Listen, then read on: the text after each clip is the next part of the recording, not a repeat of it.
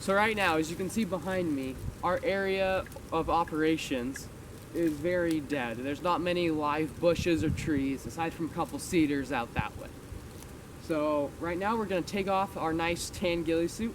We are going to be using this bush, some of the leaves on the ground, and some of the fallen branches and grass to veg up our ghillie suit and hopefully help us blend in that much better. So we're going to speed up this footage so you can just watch as I gather some of the materials, and then once I have them all gathered, we'll retake and show you how I attach them.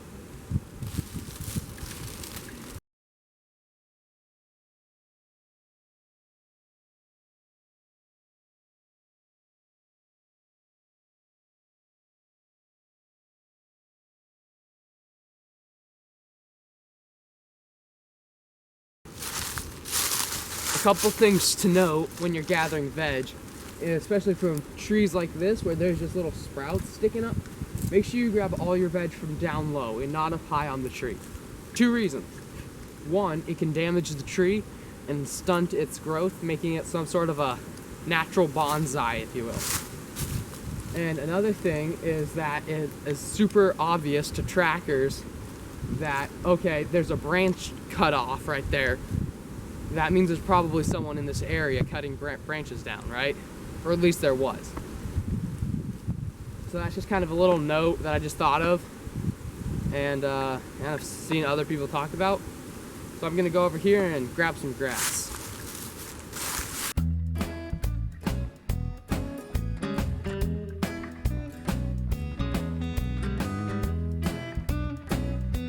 All right. We have gathered up plenty of veg to veg up this small ghillie suit. And on this ghillie suit that I made, we have all these little paracord tie downs. We got some there, got some there. It acts as both artificial veg and to attach some of our natural veg, right? So obviously it's very dead right now, so everything's kind of falling off fast. So you want to try to be as careful as possible when cutting and attaching your dead leaves.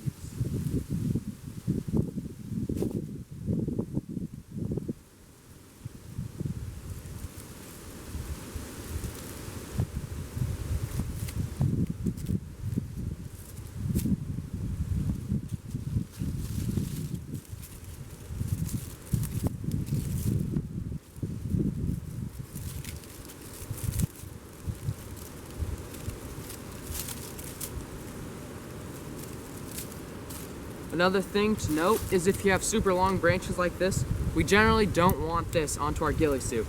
It can be a bit of a hassle having to crawl around or at least patrol with these big old sticks jabbing you in the back. And I'm not making this one up, I just, I know this from experience, that having sticks more than leaves can be a real pain.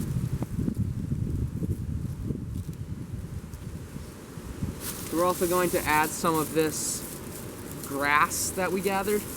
Now there's not that much grass around here, but it's a nice filler, right? So it won't stick out that much, but it also will. It also won't look totally unnatural. We're not in a grass field, we're in these leaves. But like I said before, it's just kind of a bit of a filler for your bigger branches and stuff.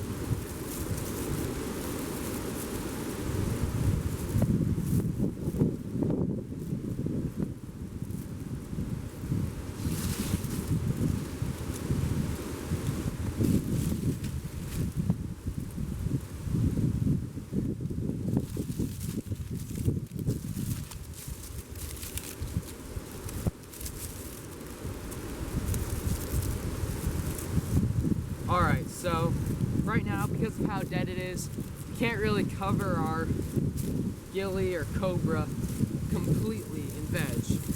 But just like that, just enough to kind of break it up, make it look less like a pile of moss and more like just a bush. Really goes a long way. Now, right now I'm not going to be using it, but if I was out on a patrol where I know I'm going to be possibly within an enemy area and not on a specific recon mission like I am right now, I would 100% be using this all the time, because instead of a normal cap like this, because this can do so much for you. It can break up your outline. It can add just a little bit of camo. Like you can see right now, it's really green, so I'm not really going to use it.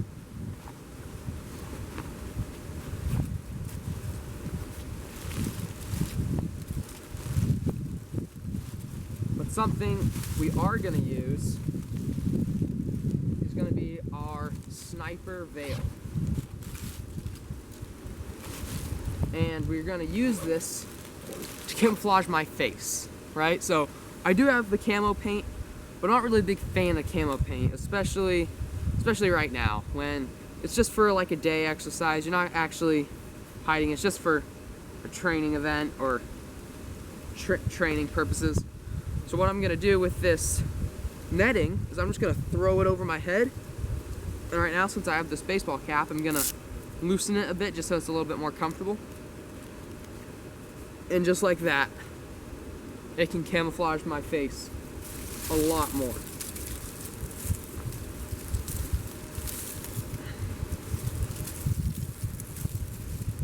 Because I'm sure you've heard it said many times in if you're into this ghillie suit and camouflage things like me, that your face is your most recognizable part of the human body. Because ever since you're born, you got faces staring at you, looking at you. So right now, I'm not going to be bringing my pack with me.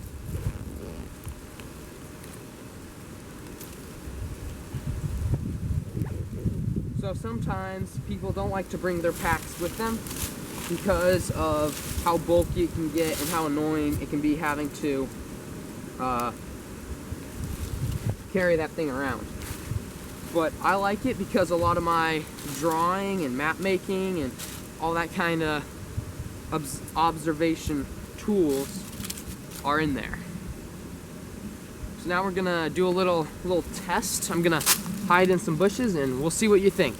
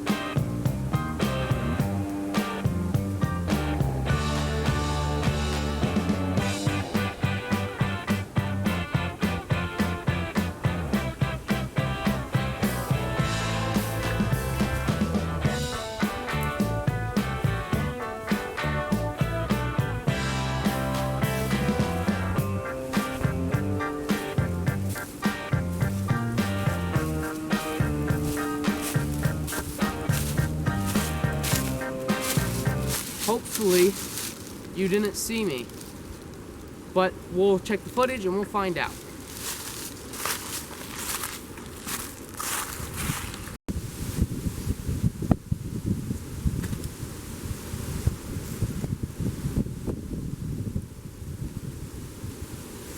Right now, I am here in my hide site with my target of index straight ahead. So what we're gonna do when we're at this point in our mission, we're going to grab either from our chest rig or our backpack, you're going to grab our optics. right? So either my monocular monoscope, which I showed you earlier, or my big binoculars. Right now the target's through quite a few trees and it's kind of far away, so I'm going to use the bigger binoculars from my backpack.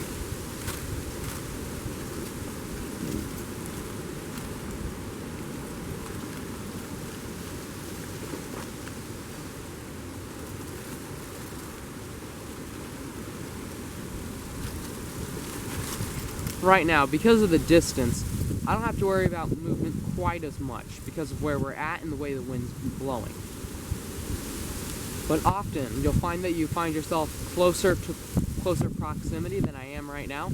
So you'll need to slow your movement down, slow your breathing down, especially when you have a gun and are shooting. Right now I'm doing instructional video, so I'm being a lot louder than I normally would be.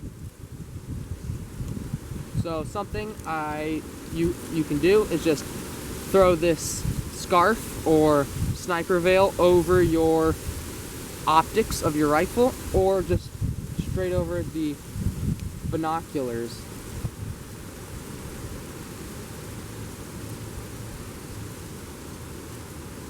If you do not already have it custom with this honeycomb shape.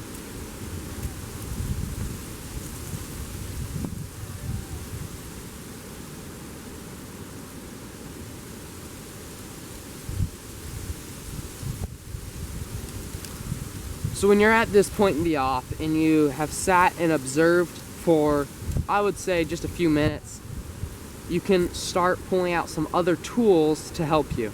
So what we're going to do right now is we are going to pull out my map book.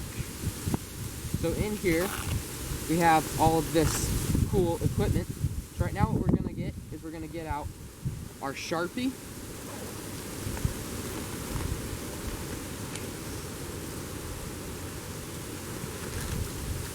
our compass, and a range card. Alright, so while editing, I realized that my footage was bad because of the way the sun was shining. You couldn't really tell what I was writing. This is what I made that day in the field. That black dot is where we were, our observation post. On a range card like this, what you do is you number or draw what it is you are observing. So in this case, we were observing a house. So we drew this small box, put a 1 in it, and then down here it asks for direction. So this house, from the way we were at, is directly west. Another thing that is useful is that on a range card, they generally have these small circles with a dot in them, kind of looking like a bullseye. So you use your compass to figure out which direction is north, and then you put a little pin. Where we were at this point, north was to our right. So here we have 1, west, and then range. We were estimating at the time that it was roughly 85 meters. And then there's also a box for description. So in this we put red garage. And then you continue on. So number 2 was south.